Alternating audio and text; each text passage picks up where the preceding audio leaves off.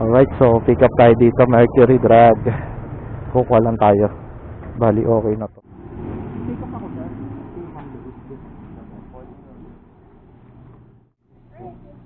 Pick up po ako kay Ma'am Louise. Yung diaper ko. Diaper na lang ata yun. Diaper na lang daw. Diaper na lang po. Diaper na lang pick up eh. Asan po?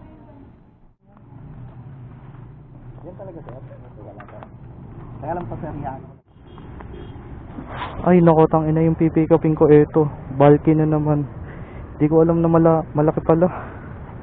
Sabi diaper lang. Diaper nga pero ang laki. Hello ma'am. Hello po. Ma'am, ang dami pala nito. Kala ko diaper na ano lang. Order lang dito. Pwede po yun i-request po kasi kala ko po yung walay na po nila. Pwede po bang pasabi po dun sa... Hindi ma'am. Sige, kaya ko naman pundalhin. Kaso nga lang ma'am. Opo, ano ako dito. I mean overload po ako. Mag-a-add na lang po kami. Sige po ma'am. Yun lang po yung gusto kong marinig. Sige po.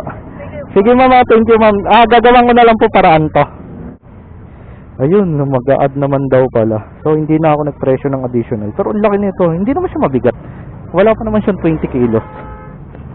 Diba? O diba? Dali na naman si Nexy Boy. So item pick up tayo mga sir. Malapit lang naman drop off na ito. 3 kilometers. Ay, wala pa pala. Mga 2.5 kilometers lang. Mag-a-add naman daw si madam. Kaya kinuha ko na. 8, 9, ito yata. Ay, ito. Tao po! Yung diaper po, sir. Yeah! Kala ko yung ano lang, sir, eh, yung diaper na bumili lang. Ito pala. Ano pa? Ano kasi ako dyan, sir, nag-request po ako additional eh. So, 59 lang. Apa. Ay, ang dami naman, sir. Okay na po. Thank you, sir. Ha? Thank you po. Alright, so, di ba? 150 pesos din yun. Makikipag-usap lang tayo ng maayos sa customer eh. Bibigyan nila tayo ng magandang tip. Ampere lang nun, 59 talaga. Kasi ang lapit lang talaga. 2.5 kilometers lang mula dun sa pinikapan ko hanggang dito. Tapos nagdagdag lang ng priority fee na 20 kaya naging 79. Then ginawang 150 sa drop-off, di ba? Malapitan lang 150 na agad. Huwag tayo umarte lagi sa mga pinadadala sa atin ng customer natin para nabibigyan din tayo ng magandang tip.